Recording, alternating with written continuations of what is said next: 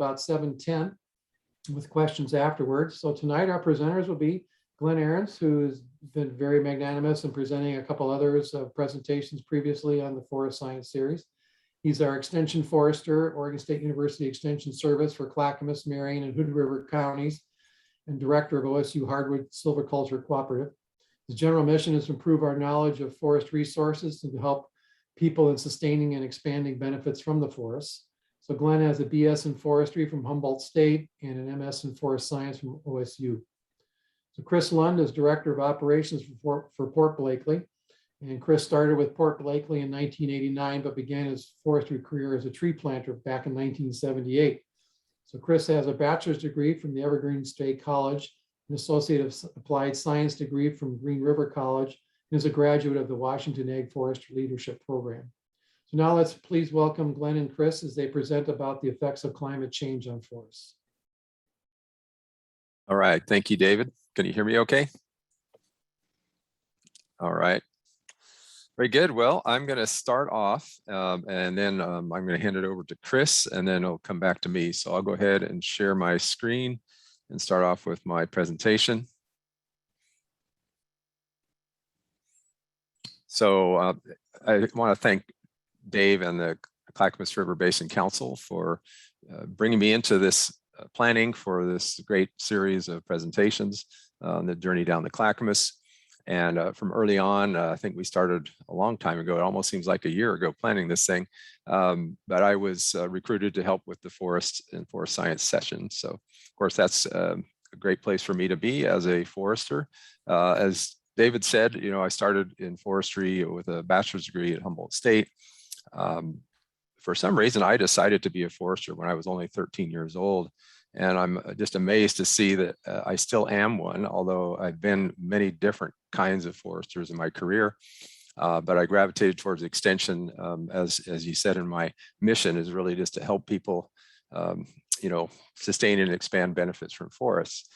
So that, I guess, makes me a good person to talk about benefits from forests. And I realize, you know, in a career in forestry, one of the underpinnings of studying forests, forest science, forest ecology, and management, it's all in the context of really understanding and taking care of ecosystems to, you know, meet the goals and objectives of the landowner. That's kind of the first thing that a forester is supposed to start with. Matching up what the capabilities and the limitations of our ecosystems with our human objectives and where those overlap. And so, as you'll see in this talk, you know, the benefits from forests are somewhat dependent, or the priorities for those benefits are dependent on the objectives of landowners. So I'm going to get going with that. And I'm going to start off with just providing a framework for how I look at the sustainability and the benefits from forests. And then with that, I'm going to turn it over to Chris to really focus on economic benefits and from the perspective of the large forest owners, and particularly Port Blakely. And then after Chris, I'll get back to really looking at the basin level view and outlook for the balance of the social, economic, and environmental values across the range of landowners. It's a lot to do in a short time, so you're obviously going to get my selective view of some of these things. But so for that framework, I'm going to start with a quote actually that I found in one of the Forest Service pages, just kind of the introduction of it, looking at managing forests for society with our great public forests that really are, you know, there to provide all the benefits we can think of from forests, and obviously sorting out what those are. So just looking at the basis of society in the context of existing in the environment, which provides all the basic necessities of life: air, water, food, energy, raw materials. And with that introduction about, you know, native people before us, of course, they really lived that from local resources, from local forests. They had to sustain their lives from what was around them in the Clackamas forest, and certainly with some trading and long distance resources that might be exported or imported, but very dependent on living on the land. So the entire economy is really reliant on, you know, the human society, the human economy, but of course it is dependent on the environment. So it really does make us look at these interdependencies between our society, our economy, and the environment. So that really kind of encapsulates the, you know, sustainability, you know, triangle, if you will. I'm using some of these figures just from an example from the Oregon Forest Resource Institute. They have a kind of a set series of topics they like to cover. And so just looking at Oregon's forests as a whole and a framework for looking at sustainability really starts again with who owns the land and what governs the decisions that are made about managing the land and the priorities for those benefits. And it's pretty striking to see that more than half, almost 60% of the forests in Oregon, close to 30 million acres, is owned by the federal government. So that's all of us. And then the other 43% is non-federal. So that really is going to drive those policies and the priorities for the benefits for managing forests. And one way of breaking this out that's been used, just kind of looking at the big picture, is into different kinds of categories of emphasis. So in our reserve forests, our wilderness areas, our areas that are set aside for conservation and preservation, which tend to be federal lands and also on state, tribal, and some private lands, that's a real emphasis on the environmental values and kind of natural forest conditions. And then if you look at kind of the other end of the spectrum, forests that are really focused on wood production, mostly industry and some family-owned forests, some state and tribal forests, where there's an emphasis on producing wood as an output. And then in the middle ground, there's a lot of those mixed use, multi-resource forests, if you will. And again, across the range of owners, but an awful lot of federal land is managed for multiple resources, as well as some family and state and other owners. And so if you look at that kind of at the landscape level, then that's one way to see, well, what's the balance, from an emphasis on reserves and preservation, an emphasis on wood production, or an emphasis kind of in the middle ground to try to manage forests for all things at the same time. And it kind of breaks down across the state that it's almost an even mix amongst those emphasis areas. So when I talk about this after Chris, I'm not going to use this particular construct because certainly there's a lot of gray areas between these types, but this is one way to kind of look at how we achieve a balance, and then we'll focus on the Clackamas Basin and see what is the balance there, and also what's kind of the outlook for the future. So one thing that comes into the sustainability picture, looking towards the future, what are the overarching issues or concerns about sustaining benefits from forests? And top of the list in almost any assessment is the loss of forest land and also working forests. Since the demand for wood products and products of the forest is so high, if we lose forest, it's converted to something that's not a forest, like buildings or industry or agriculture that's not growing trees, then of course, that's not sustainable in terms of the forest. But also if we're still demanding the wood products that come from forests and we lose forests that produce those, then it puts pressure on forests somewhere else. And then of course, climate change and bioenergy are really big issues these days that are of concern. A lot of potential for bioenergy from forests and a role of, renewable resources, renewable fuels and energy sources to substitute for fossil fuels. And then concerns about forest health and disturbance such as wildfire and other extreme events that may threaten the productivity and sustainability of our forests. So those are kind of the underlying issues that really cross all lands that we have in mind when we talk about sustaining benefits from forests. So with that, I'm going to turn it over to Chris to really focus on the private lands perspective. I'll stop sharing.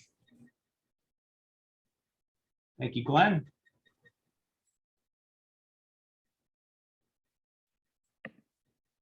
So you should be seeing my screen. There it is. Very good. Well, thank you again, Glenn. I want to just say thank you to all of you for showing up tonight. Having this interest in the Clackamas River and that watershed is huge. What I can tell you a little bit about me is that I serve on the board of the Chehalis River, the Chehalis Basin Partnership, which is a group of stakeholders very interested in the Chehalis River Basin, which is a big basin up our way. I am from Olympia, Washington. So I'm not a Washington or an Oregonian, now, but I got a little story to tell you a little bit later. So today, the world that I want to take you into is basically the part of Port Blakely that I lived in, which is, when the decision is made to sever the tree from the stump, and kind of how we approach that, the things that I have to think about. Some of it is, I guess maybe it's financial science. I lean a lot on economists, a lot of experts in the field. I'll share some of those things with you. But first, maybe a little bit about Port Blakely. If you don't know us, please come and meet us on our tree farm one day. But we are a 5th generation company. And I was actually thinking about this today, is that I've actually worked under the leadership of 3 of those generations, which is pretty special. And the company has always been led by a family member. We pride ourselves on the stewardship of our forests, which really makes it a comfortable place for me to work. Some of the highlights around that is we have a 1 habitat conservation plan. We have a safe harbor agreement with the federal government. And then we have a stewardship agreement with the Oregon Department of Forestry for our tree farm down there along the Clackamas. And what that says is we said, this is how we want to manage our forests. You may have, maybe Claudine has talked about this before, but it did say that we're going to take a little bit different approach. We think a better approach, and for us, a long-term approach.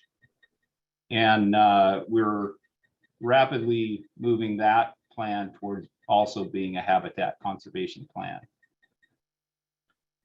So I think you heard a little bit about my academic credentials, and I've been in this business for quite a long time, since 1978. But that image on the left there is Edwards Elementary School in Newburgh, Oregon, where all my education started. My 3rd grade class was kind of in the upper left of the door there on the 3rd floor. My 2nd grade class was kind of in the basement in the back. And then my 1st grade class with Mrs. Barstead, who taught me that learning actually can be fun. It was a great way to start. I remember being in a portable, and the last time I went by the school, I think it's a parking lot now. But that is where my education started.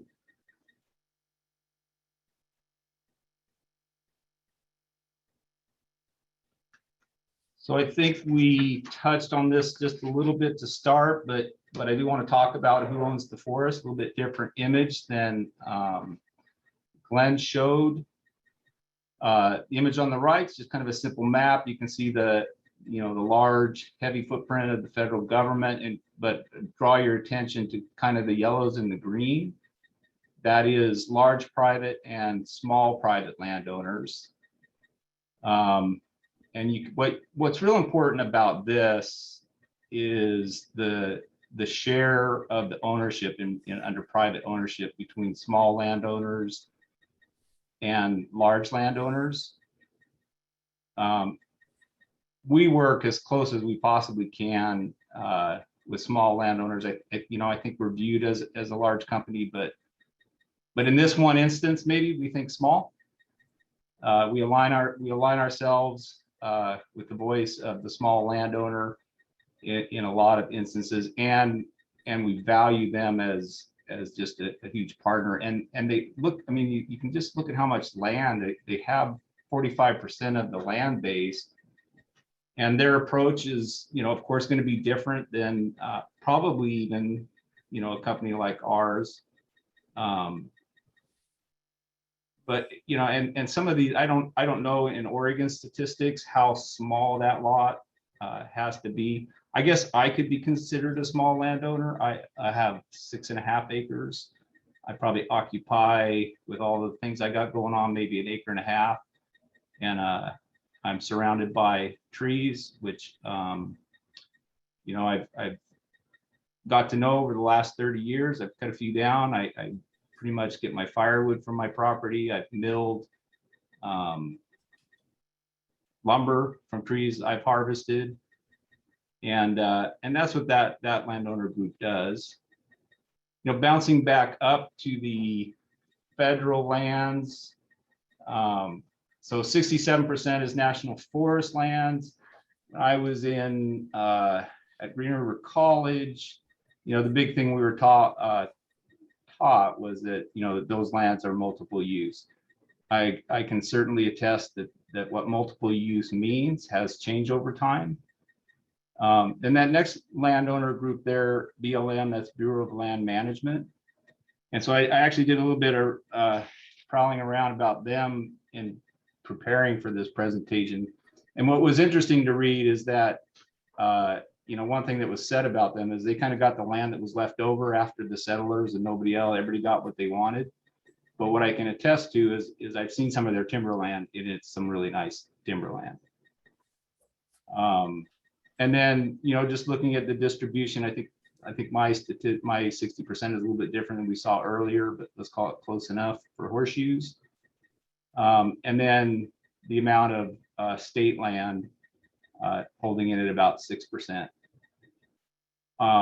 Full disclosure, and I think you might hear this later, but timber production that we need for building homes and all the different uses we have, the lion's share of that comes from those private lands, whether large or small landowners.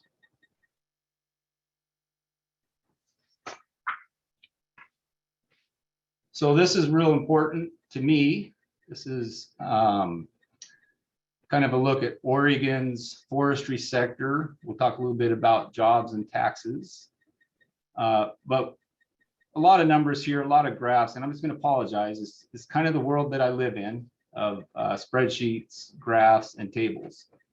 But the important story here, this data is from 2016, you know, is to go to the bottom line, say follow that west column down, you know, 49,000 plus jobs in Oregon from the forestry sector. And then you can kind of see what the average annual wage is. That's not insignificant.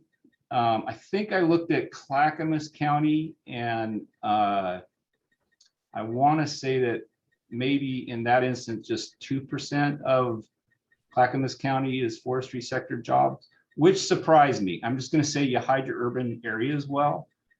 But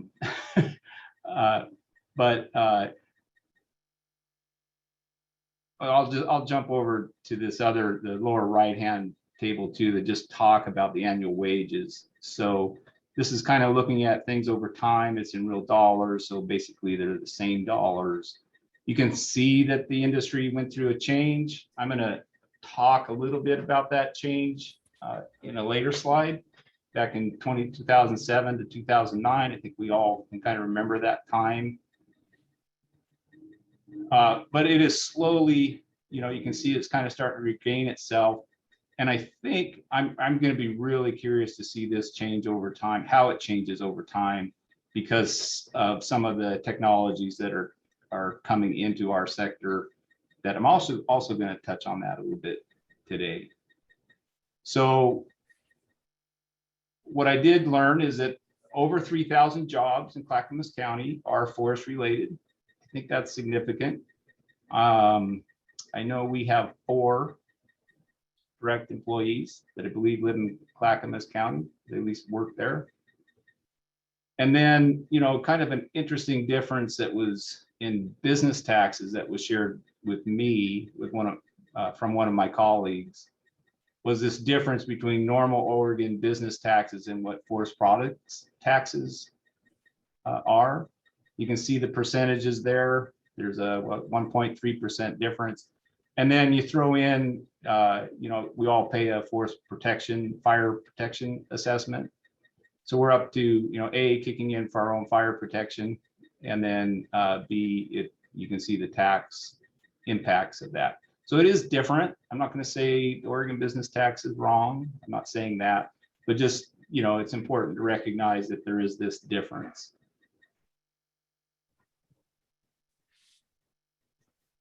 So I really kind of contemplate about how I could talk about, what goes on in the minds of an investor when they've decided that they're going to invest in trees and try to make a buck on it. So I'm sure you're all familiar with the term return on investment. And this is kind of the simplest model that I could put together. There are some really complicated algorithms backing all this up, which I can safely tell you we have some specialists here that do that math for us. But first, I want to talk a little bit about that pie graph in the lower left-hand side and about sustainable forestry. So I know that you've heard, the basics of sustainable forestry is that we need to always have trees.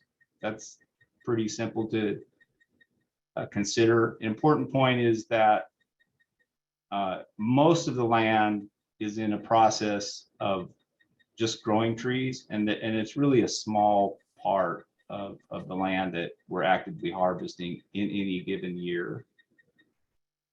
A lot of sustainable forestry kind of centers around a term known as kind of a sustained yield, which says that the amount of timber that you're growing, the fiber that you're growing, is sustainable. Or Blakely's look at that is what we like to call a non-declining sustained yield. What that basically means, keywords being non-declining, is that over time, we can't harvest less than we harvest today. So all of our calculations are built around a steady supply of wood. That's something back to our investors in that. So a great year like this year, where there were some really high prices for logs, we couldn't just jump all over that and cut more of our timber than we had planned. And then maybe the inverse of that is back in the global recession, the financial recession. It also meant we could not cut more of our timber to pay our bills. So back then we started turning lights off probably a little bit more and drew in our strings a little bit. But anyway, just to kind of walk you all through the things that go into investment. If you just start in that upper left-hand corner, you have an investment in seedlings. That includes the land. Then you have to have seeds. Then you need the seedling. Then you need to throw it in the ground. You need to manage the vegetation, and then you're counting on good survival. I think this year there was the global heat, or the heat dome. I think we all kind of felt that one, probably sweated our ways through it. And that did have its impact. We're doing survival surveys, right around this time of year, measuring that. There were some impacts, but not catastrophic by any means. And then your tree grows. It kind of gets in what we call free to grow. It becomes a sapling, and you're still having to take care of those trees. You're still concerned about survival. Bears like to eat our trees. And then you may incur a cost of just thinning those out if your survival is really good, which we count on. So there is a point where you need to invest in just going out and thinning those like you might your carrots. And then a big point is risks. This one's really hard to quantify, but I think we all have just recently experienced the risk of fire.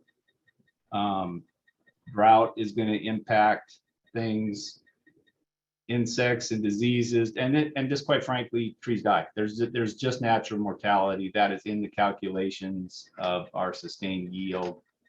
And then I mentioned regulation change because regulations change, and then in a forestry investment, when you're counting on something you plant today that you might be looking at decades down the road, that is certainly something that is a risk to that investment should those regulations change and should you not be able to harvest a tree that you planted. It happens. It's happened in my career. I've seen plenty of that.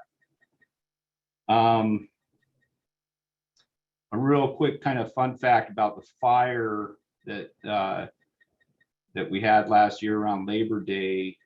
Probably not a fun fact, but 60% of what burned was considered pre-merge.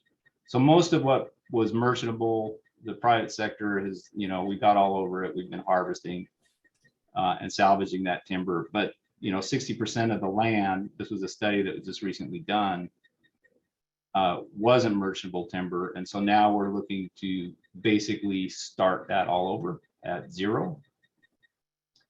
And then you kind of get out to the point where you're considering your harvest. You have just the cost of the harvest. You have the interest of that money all the way back to that seedling investment. There's just tons of inventory and management fees. There's lots of things you need to take care of while those trees are growing. And then, naturally inflation, taxes, and you have it a sales price. So the return on investment, this is from the National Council of Real Estate Investment Fiduciaries, people that pay real close attention to that. So that's kind of that 4.6% return is kind of considered an industry norm. I think that's more United States based, but that's a publicly available number from experts. So at the end of the day, that's giving you a sense of the profit margins for the business. So just real quick, we come to the point where we're gonna sever the tree from the stump. We have a price that we're gonna sell it for. And then a big factor that we consider is just the hauling cost, because that's time and money. It's fuel that gets burned. It's how long. The further we haul a log, the more it's going to cost generally. So it's really that sales price minus the hauling cost. And then we start considering, okay, now is this going to be a customer? And I've listed out just a ton of different considerations that we need to bear in. What I didn't list here, it occurs to me, is just the variety of just different customers that we have and their different needs, whether it's species, diameters. Not all mill. I don't know that there's a mill that can cut everything we grow because their milling configurations are going to look different, from the size of the debarker to their head rigs to their end use product. But we have a lot of considerations to make in that sales decision. Important thing is just customer relations. We have some great customers down in Malala, in Interfor and RSG. I don't know if we could have got through the fire salvage without them. I will say I know that we couldn't have. I'll just leave it at that. So real quick, you guys have probably all seen something like this. Just kind of talks about the wood supply chain. I just draw your attention to, if my mouse doesn't make anybody dizzy, you have your land, you have your harvest, you go straight to reforesting, and you're back in production, and that's a big part of sustainable forestry. I am going to spend a little bit of time talking about secondary manufacturing, and then how am I doing for time? I'm not paying attention.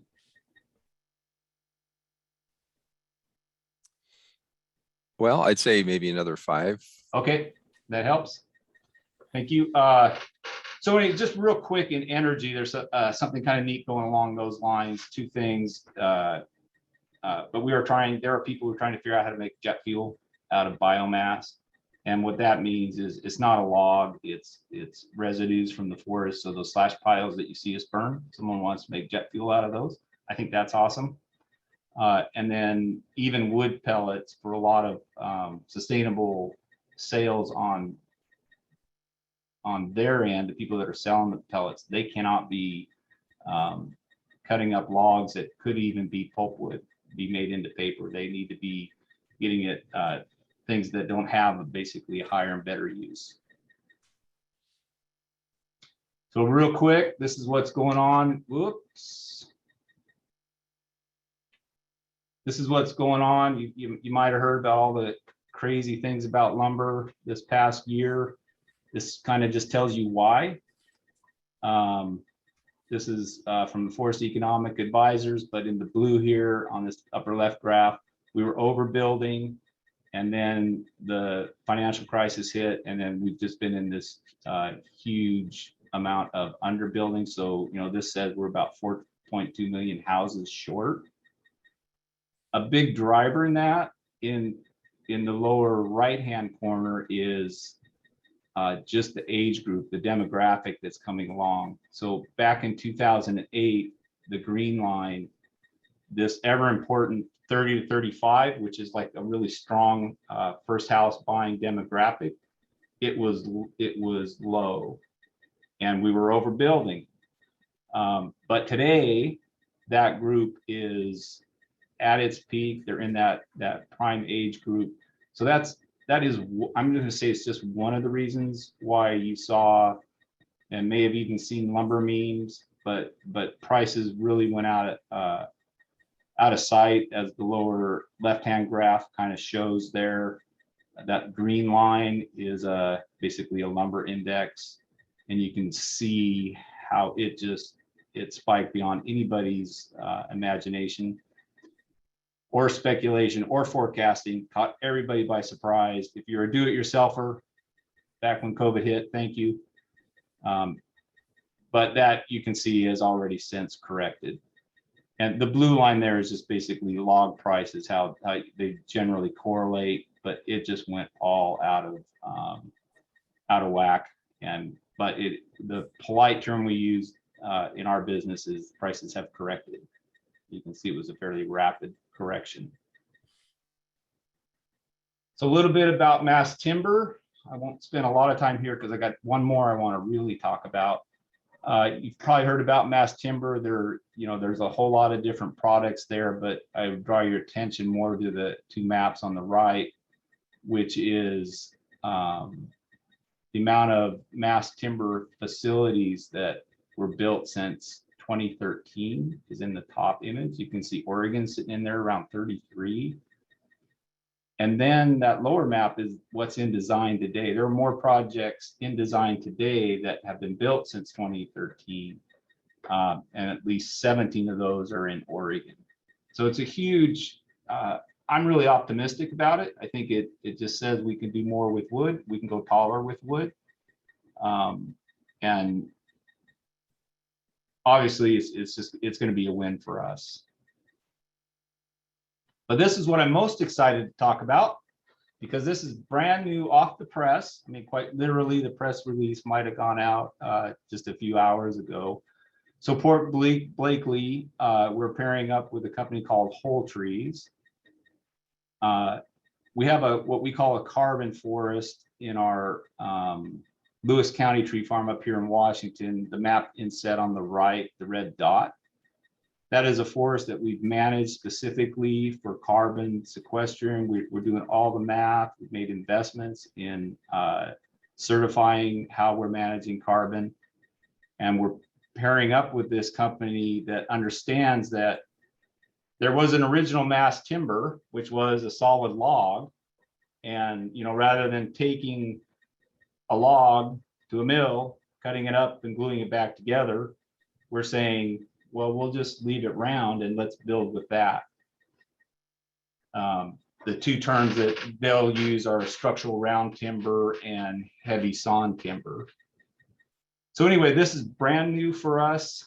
It's a huge endeavor. Whole Trees is out of Wisconsin. We're here on the West Coast, and we're going to be partnering with, not partnering is the wrong word, but anyway, we're going to be collaborating with them going forward to hopefully put our trees into, I don't know, maybe a new store in your neighborhood with some of this fancy truss design with whole timbers and that great look.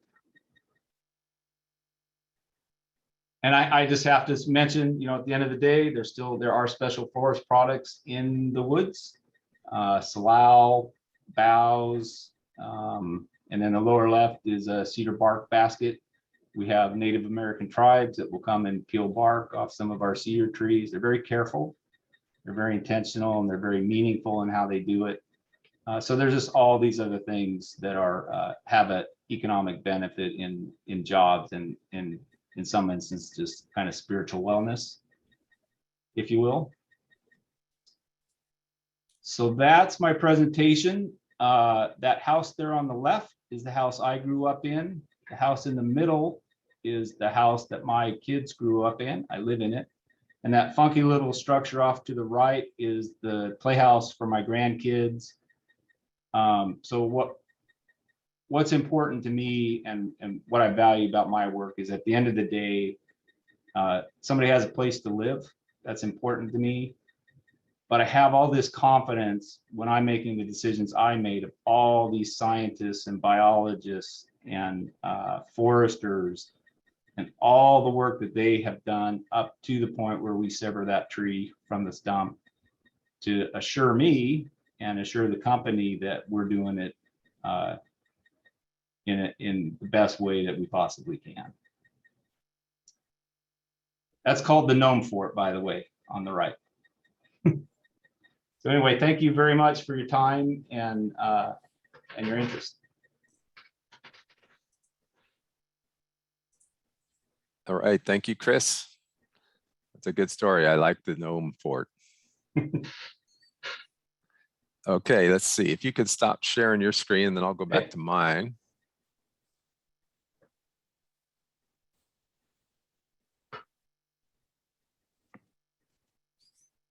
And unless there's any burning questions for Chris right at the moment, I'll go ahead and continue, and then definitely keep your questions in mind and put them in the chat right when you think of them so you don't forget them. All right, can you see that? Very good. All right. So I'm going to back out from the focus there on private forests and that perspective, although that really gives you a good idea of how folks who are growing trees for wood products and for that return on investment, that really gives you a good glimpse of how that is done. But as Chris said, it's all based on the ecology and the production in a sustainably managed forest. So just looking at the benefits of forests across the landscape and also across the different types of possible benefits, that's where I'm going to go next. Of course, if you try to think of what are the benefits from forests, we come up with many and we categorize them in various ways. I had thought maybe even of having you all try to add yours to one of those group discussions and put something on the board. But in the interest of time, I'll just start, looking at the spectrum, as I mentioned at the beginning, in this framework for looking at sustainability, rather holistically, it obviously starts with the environment and the biology and ecology of the forest and what keeps it growing and healthy, and the benefits that come from that, and all the kinds of things that a forest landscape provides. And then the economics, which we saw a good focus on the kind of the wood products side of economic benefits, but of course there are others that have great economic value. And then if you think of cultural benefits, which really is a broad term, maybe cultural services, which includes recreation, but it includes a whole lot more that I'll talk about. And then the basic social benefits, and how you separate these, there's obviously a lot of overlap between these different, words that we're using to look at benefits, because a social benefit such as schools or public safety or fire protection or community services, those are funded by the economic activity in a community. And if forests and wood products and other benefits from forests are a big part of the economy, then of course it's really helping support society for the things that we depend on. So I've kind of laid all these out here in a somewhat overlapping and interdependent way of looking at it. And as both Chris and I came up with some graphs with maybe some slightly different statistics, depending on some of the classifications, but kind of looking at the basics of who owns the land, what is it for, what are the overriding policies and management goals for those lands, and of course then the ownership has a big influence on that. So in the case of Port Blakely, a multi-generational timber company that's grows trees and harvest trees for as a business. Of course, then the federal government, which manages the land we hope for all of our collective goals and interests, and some fair amount of balancing act there. So clearly looking at the land ownership and who owns the land and what are their goals and objectives is a big part of understanding in the Clackamas Basin, what kinds of benefits we might expect and how are they balanced and how are they managed. So taking this basic ownership map, if you now look at the basin and the lower elevations close to the confluence downriver there with the Willamette, is mostly private land. And it's really interesting in Oregon just how regular this progression of land ownership is, in part because of where people settled and the different types of land, but also then our land use planning laws and how things work here in Oregon. But the private lands are really the lower part of the basin with some interspersing of government land.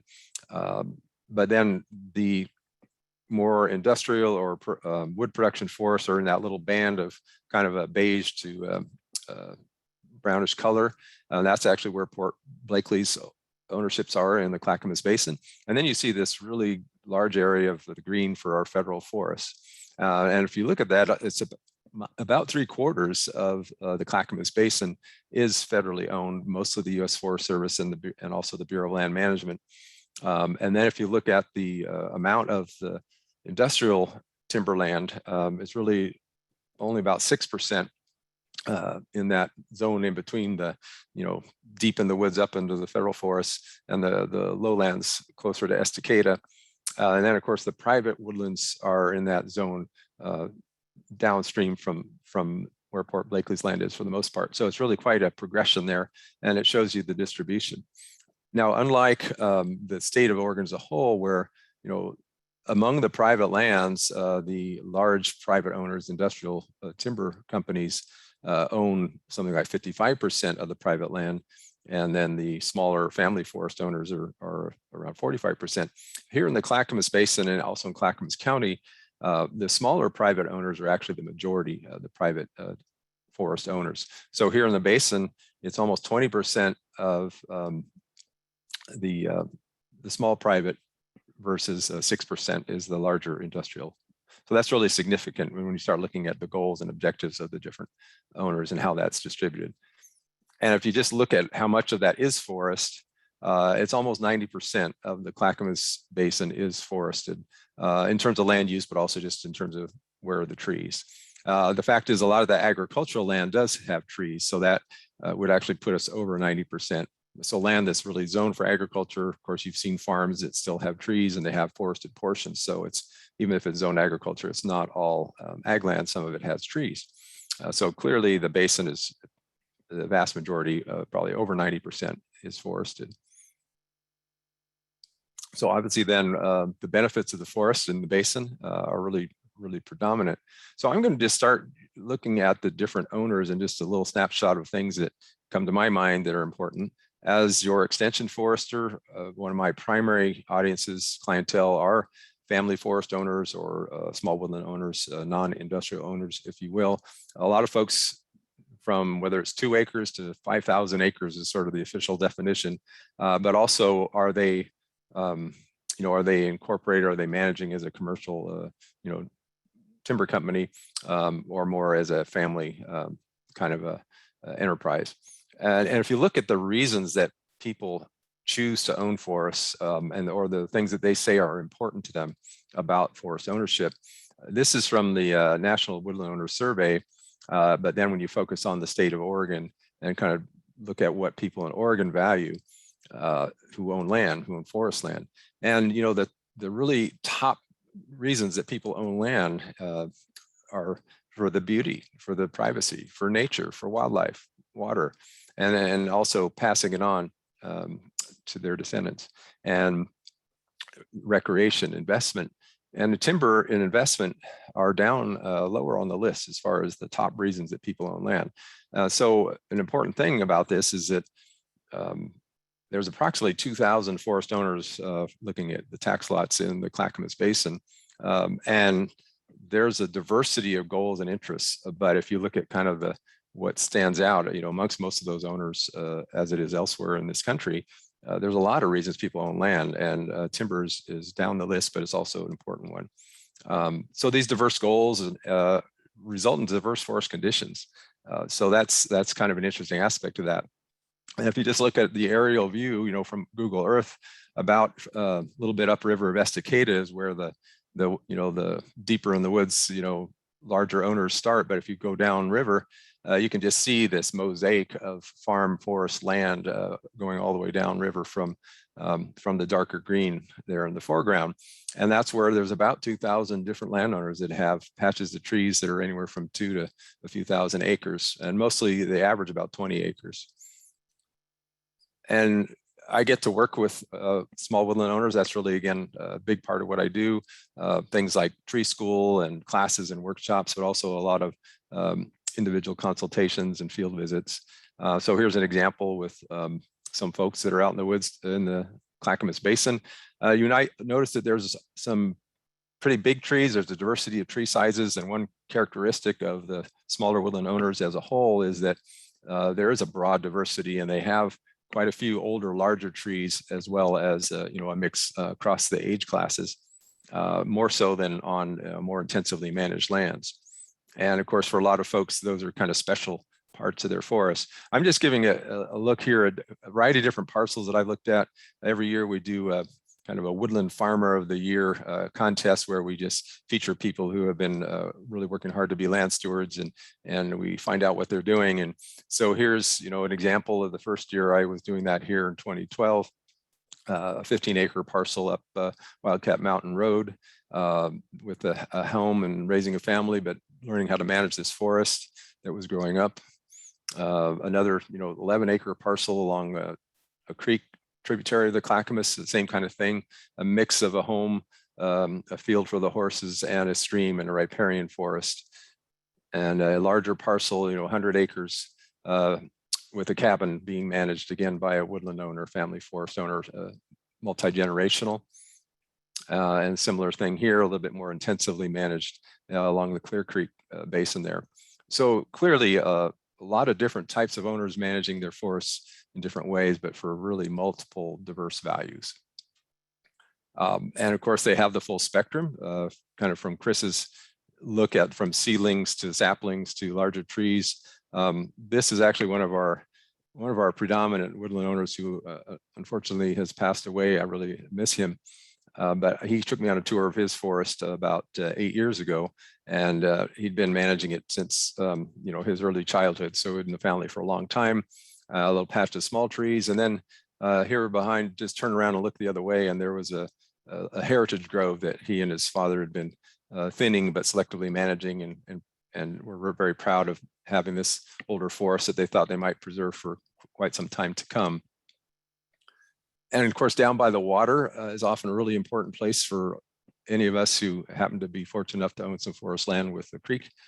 So that often gets special attention and special protection from most woodland owners, family forest owners.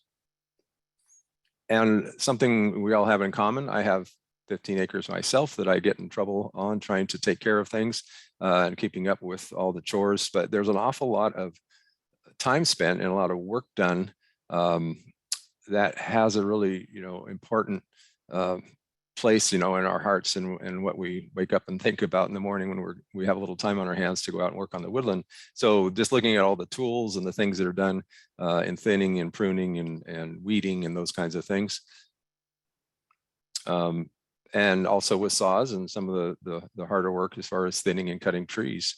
A lot of woodland owners get involved in that. So there's a lot that goes into these couple of thousand woodlands that might be in the Clackamas River Basin, and the people that are working those lands, taking care of those lands, and often living there.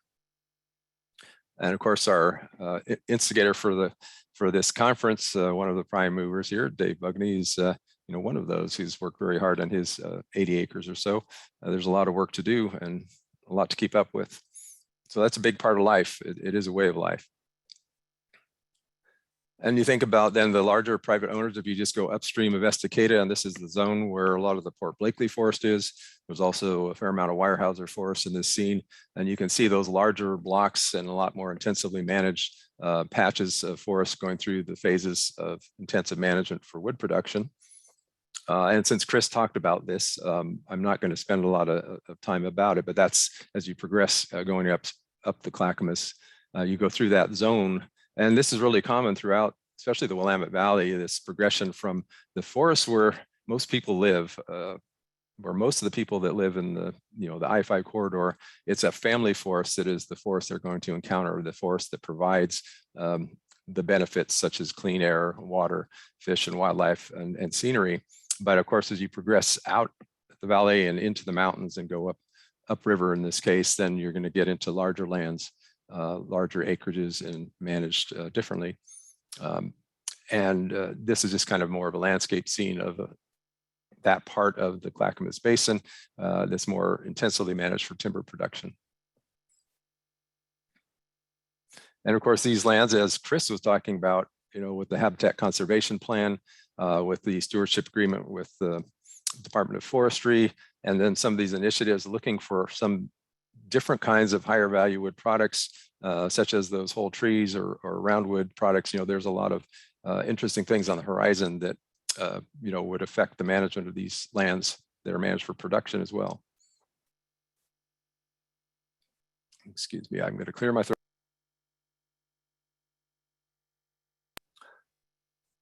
And of course, then, as I showed in the Clackamas Basin, with 75% of the watershed being owned by the federal government, if you go further upriver, and this is a view of the National Forest, looking at, I think, the Fish Creek drainage here, and then the Clackamas over here on the right, more the middle main part of it. This landscape, of course, is managed very differently from the lower elevations, and you don't see, in this case, a lot of fresh harvest units. There's some older ones that are growing up, and there's a lot more diverse kinds of management, and also just a huge amount of recreation and conservation oriented activity here. And I'm going to delve into this a little deeper.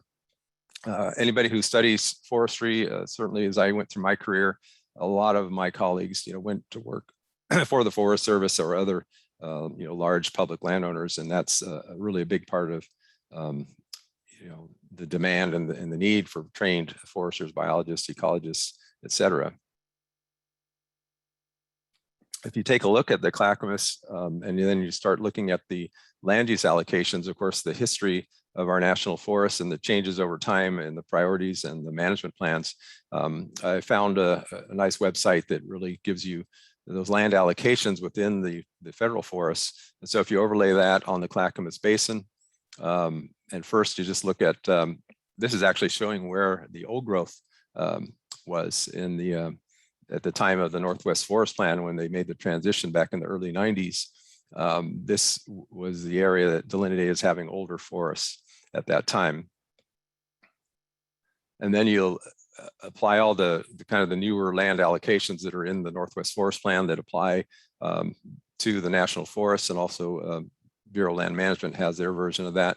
And so you see all these other colors coming up here. And again, the old growth is there. There's the congressionally reserved is a lot of the wilderness areas. In fact, there's been quite a few additions of wilderness in the last 20 years. So when you look into the Clackamas Basin, the upper basin in the Forest Service ground, there's probably close to 2/3 of that is in some kind of a reserve or wilderness or old growth, managed for old growth character, as well as, of course, the riparian area reserves protecting the streams and waters. And then there's kind of I guess, if you call it a salmon color, is what they call the matrix lands, which are more multiple use management, but also include the riparian reserves are in those as well. So this is certainly governing, how land is managed there, and that's obviously worked out over quite the process of both political and biological management planning.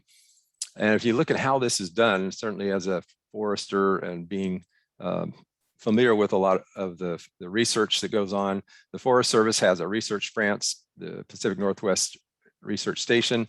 Quite a few of our speakers in this series have been from the Forest Service Research Branch, as well as obviously other research institutions.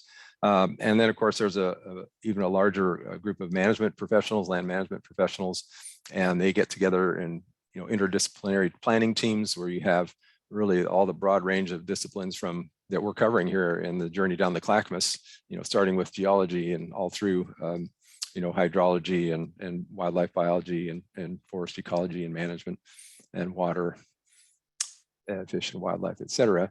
Then how it's getting done these days, I think probably a lot of this audience is probably pretty familiar with this, but partnerships and stewardship agreements found reference to, there's over 52 different partners currently working with the Mount Hood National Forest, getting involved in planning and stewardship activity.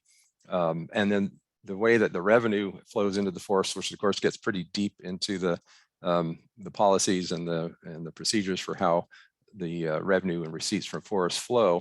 But the really important part of how this is done these days with some of the stewardship agreements and partnership projects is that revenues from forest management on national forests can be returned to fund local projects that are prioritized and planned. And there's a pretty good example, if you want to delve into this, if you haven't already, example of that with the North Clackamas project and the story map that goes with that. So I've given a link to that here. And of course, one example of a really prominent partner in the Clackamas Basin are the Clackamas Stewardship Partners, which have been going on for quite some time, working together with a broad diversity of partners to engage in this stewardship planning and working with all the interest groups and sorting out what can we do to manage these lands to meet the goals of society. So I've tried to come up with this allocation for the Clackamas Basin. I had to get a little bit creative with the data because I didn't have the GIS ready-made data set on my computer, but pretty much put together the current complexion of how the basin ownership types are sorted out. And as far as I can tell from what I found in the documentation, the GIS, that approximately almost 70% of the federal forest, let's look that up, almost 60%, excuse me, of the federal land is in some kind of reserve status, wilderness or withdrawn or old growth or late successional reserves, and also the riparian reserves. And then about 22% of that federal land is in that more matrix or multiple use management. About 10% of the basin is this family forest that I was describing. And a little more than 6%, almost 7% are the large private lands. And this is looking just at the forest, not at the whole watershed. So these numbers are slightly different from the map I showed earlier that looked at the whole watershed. And then if you look at the other owners, actually at the eastern end of the Clackamas, there's about 5,500 acres on the Warm Springs Reservation. And then the county owns some land and the state owns a small amount in the Clackamas Basin. So that's how the forest is sort of sorted out there. So if you think about this sort of balance of the different resource emphasis that you might expect to see on our reserves, there's a really significant amount that's really managed as a reserve in the backcountry there of the Clackamas. But there's also then those working forests kind of at the lower elevation ends of it that are a really important part of our lives there in the Clackamas. And again, that's really where most people live, is in those areas. So I found a good document that gives you a pretty good look at how things have developed since the Northwest Forest Plan that started in the early 90s. A nice summary of the kind of socioeconomic changes that have been occurring in the Mount Hood National Forest. And they emphasized 3 local communities, and one was the greater Estacada area. So that really covered a lot of the Clackamas Basin. So if you're interested, there's some reading there. And this was actually the first 10 years. And so I'm kind of interested to see what they come up with the next 10 years. So this goes to about 2003 and 4. But some of the data from that, you kind of look at, obviously one of the significant changes in terms of the timber benefits or the timber economy that was based on harvesting is that back in the 80s and actually going back even to the 60s and 70s, the rate of timber harvest out of the Clackamas, in this case, this is the Mount Hood National Forest. I should note that the Clackamas River Basin is about half of the Mount Hood National Forest in terms of acreage. So the Mount Hood is about 1 million acres and the Clackamas Basin forests are about 500,000 acres. So if you look at the harvest that came out, of course, there was this really high level, close to 400 million board feet a year were coming out of the Mount Hood National Forest. And folks, of course, from Estacada might remember some of the older people would remember the days when there were hundreds of log trucks coming down the river every day. But then, of course, with changes in our outlook and our policies, that dropped way down. And so then in the the last 20 years, the levels of harvests from the Mount Hood National Forest have been in that kind of 20 to 30,000, 20 to 30 million board feet per year, as opposed to the 300 to 400 it was in the heyday. So that's clearly a significant change, but that's pretty stable now under the Northwest Forest Plan and as we move forward. But the kinds of forestry being practiced really predominantly looking at managing kind of middle-aged stands and different kinds of management from what was done with harvesting of old growth. If you look at the county impact of that, Clackamas County is a total. Currently, the harvest rate in Clackamas County overall is around 150 million board feet per year. It goes up and down. You can see that timber is a cyclic kind of a business. Goes along with some of the graphs that Chris was showing regarding housing starts and things that drive demand for lumber. But from the peak back in the the 70s and 80s, or upwards to 450 million board feet in the county as a whole across all ownerships. Now we're looking at a fairly stable level of 150 or so million board feet per year. So that kind of gives you that magnitude. So that's looking at that kind of dynamic with the timber related aspects in the economy. Really was digging to find out more about forest related recreation. I'm not a recreation specialist or scientist, but as you might imagine, there's been a lot of research about forest recreation and trying to put values on it. And this is based on some of that. But they rated all the different types of activities. And of course, you see the downhill skiing and this is the Mount Hood National Forest as a whole. So it's not just the Clackamas Basin, but forest-related recreation values on the Mount Hood.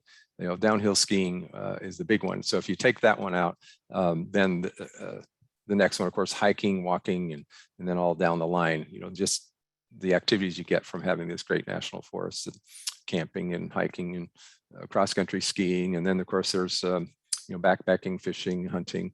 But it's interesting to see how it lays out. And if you want to review this more, of course, there's some reports available on this. I got this from one of the social scientists that works for the Forest Service.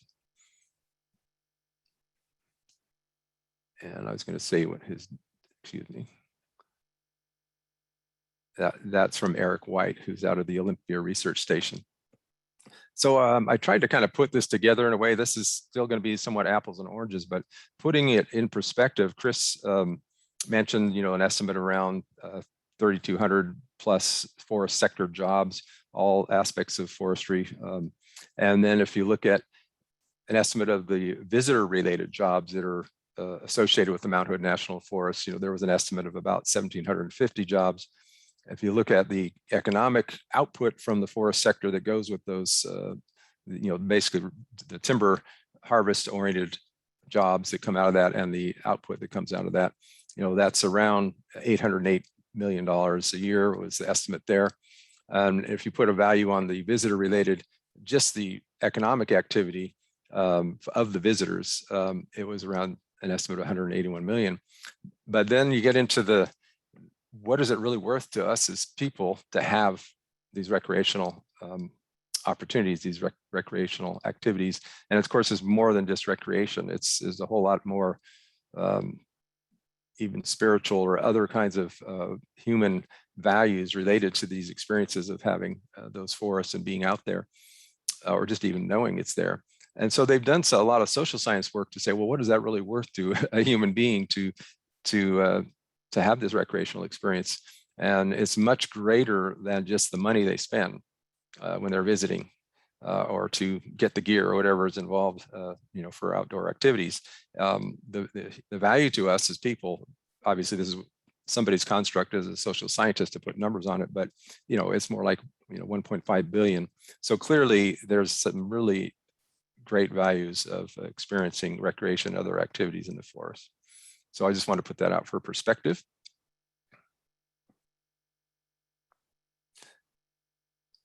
And I really liked kind of the thinking and the writing that some of the Forest Service social scientists did, just in looking at, what we experience, the value to people from forests. And it really does include the more complex, spiritual enrichment, freeing your mind from some of the things you might have if you're in the city when you're outdoors and looking at things in the forest or experiencing the forest, reflection, recreation, aesthetic experiences.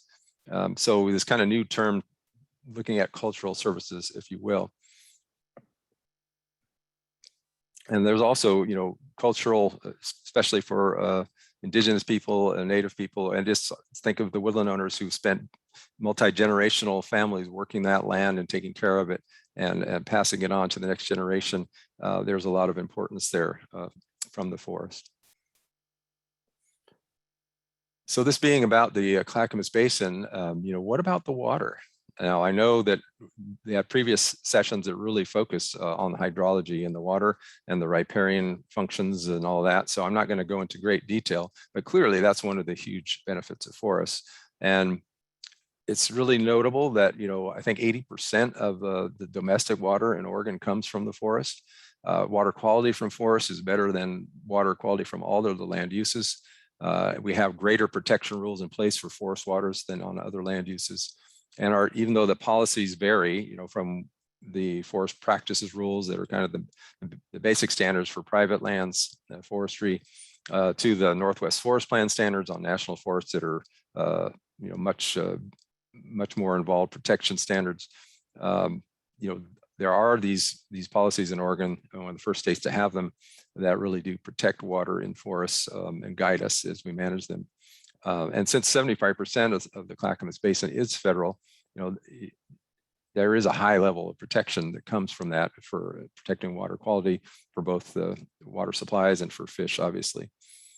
And also, many of the private landowners, particularly as we were showing the individuals that take care of their forests, they often exceed what you might consider minimum forest practice standards in taking care of the forest near the stream. Many great examples of that, probably here in the audience. When you think just about the basics of drinking water, this is a map of the different drinking water sources and the cities that get their water from the forest. And of course, we know the Clackamas is hugely important as providing drinking water for many different, cities and people. I think there was an estimate that was given earlier, I don't recall what it was, about the number of people in Clackamas County that get their water from the Clackamas Basin. But clearly domestic water is a huge part of the water benefit that we get from our forests.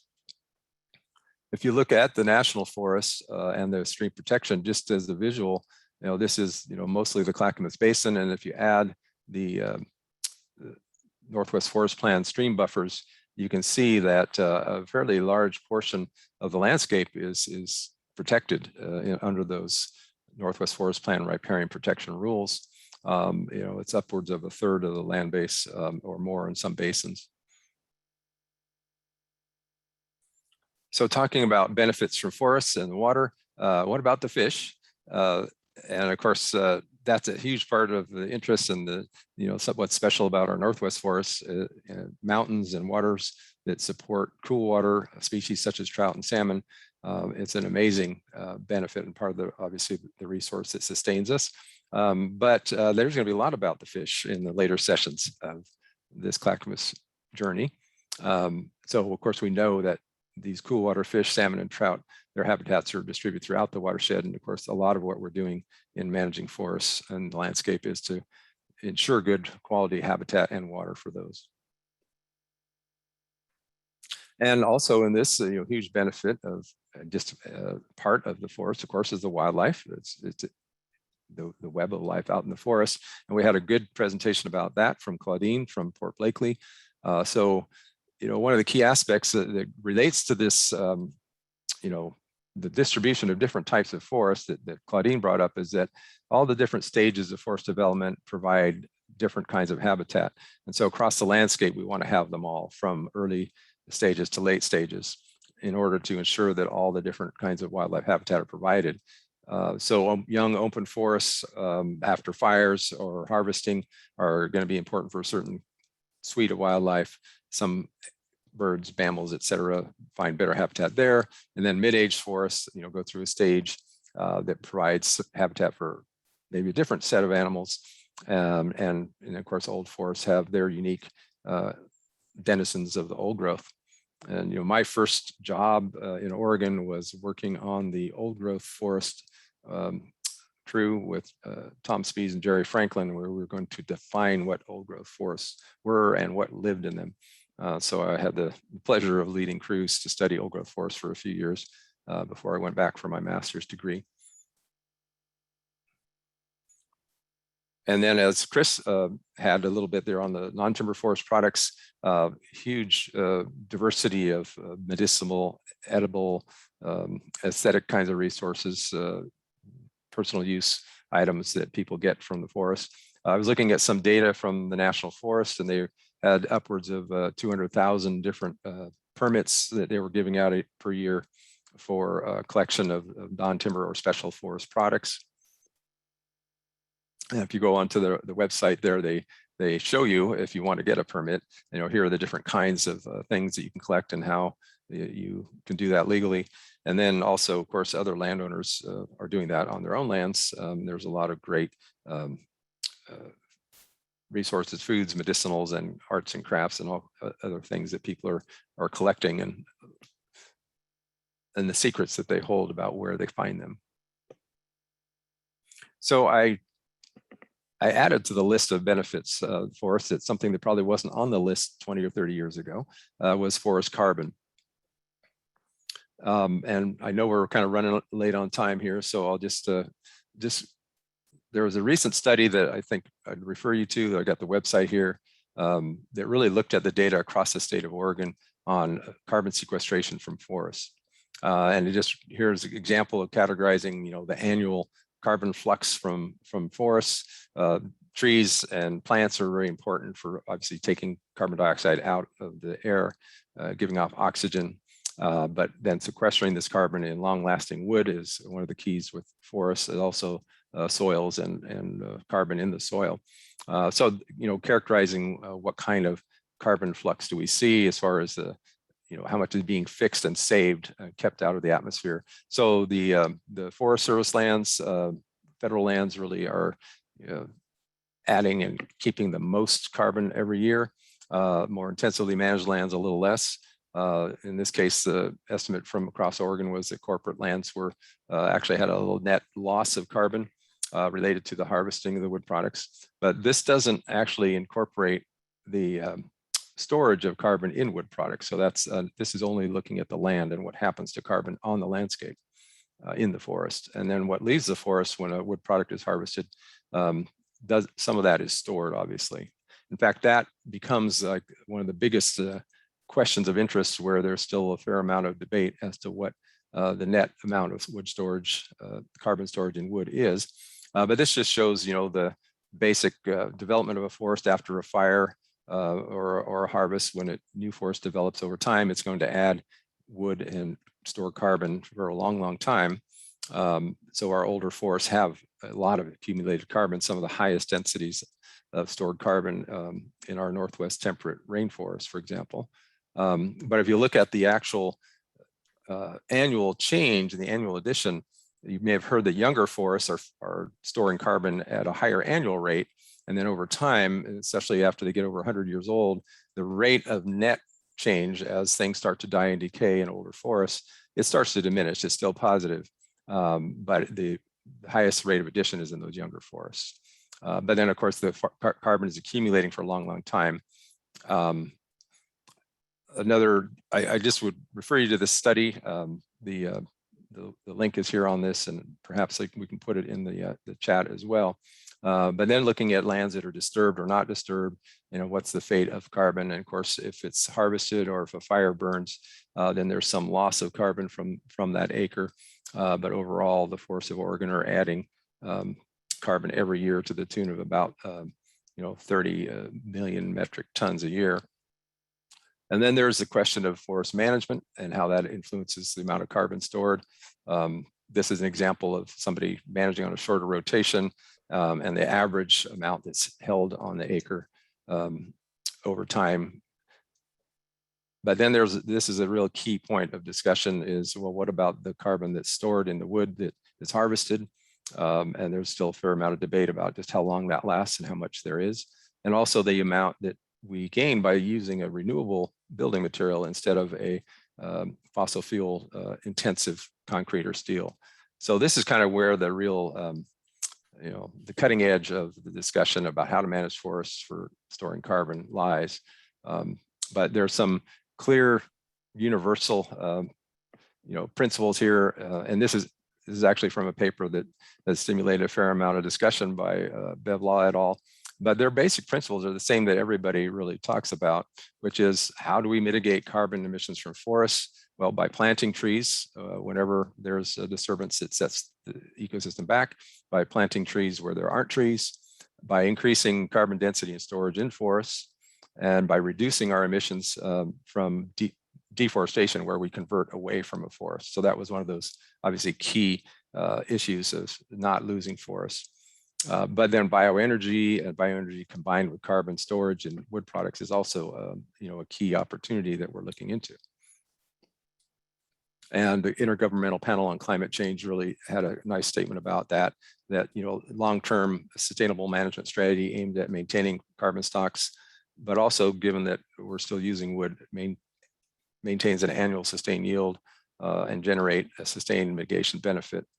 And there's medium agreement on that in that intergovernmental panel, not high level. So it's obviously still up for debate.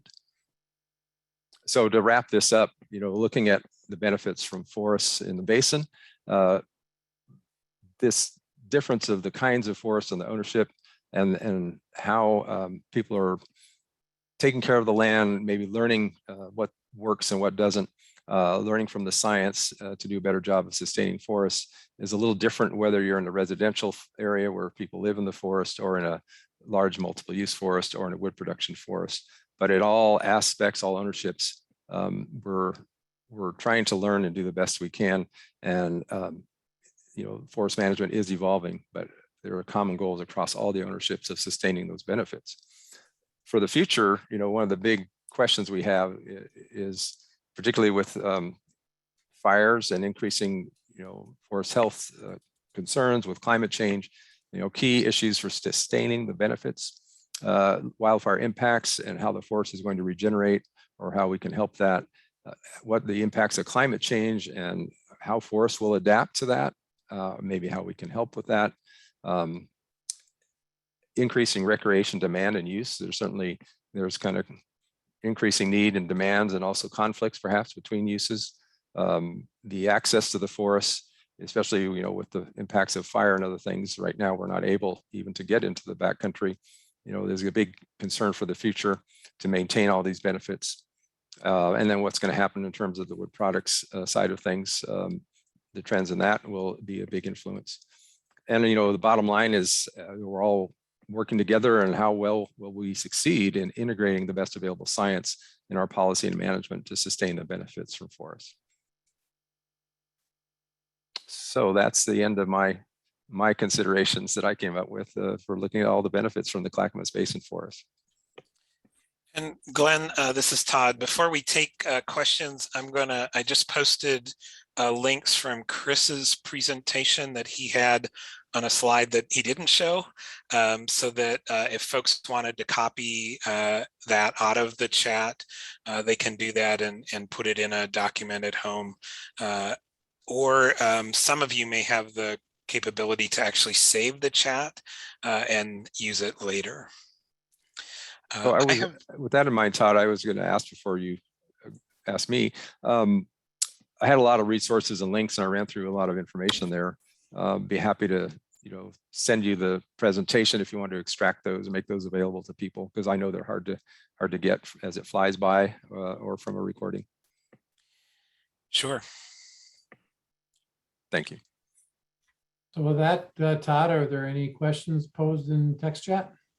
I haven't seen any. I had one for my own curiosity, Glenn, and you early on in your slides, you had said something about forest land covers 45% of Oregon, if I remember correctly. what does that look like historically? How much greater was the forest coverage of the state of Oregon? Yeah, I mean, there's about 30 million acres, I think is, I've seen two numbers, 28 million, 30 million, depending on what you call a forest, and juniper woodlands are kind of a gray zone, I think. But actually, Oregon is one of the states where there's been very little loss of forest. Okay. As far as conversion to non-forest. There's been some, but particularly with the land use laws and the control of the sprawl, I think we've only lost something like 2%. It's not a very high number compared to especially other parts of the country.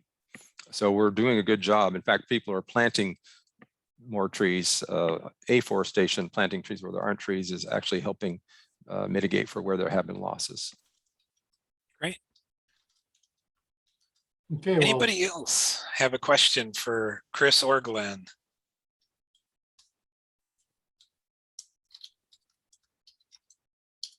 while we're waiting, I just want to thank Chris and Glenn for two excellent presentations. I think you both did a marvelous job of wrapping up our 6th series of the forest science. So it was a good way to take all that we've learned, and including what we learned from some of the previous ones, and blend them together and provide a kind of a 360-degree view of things.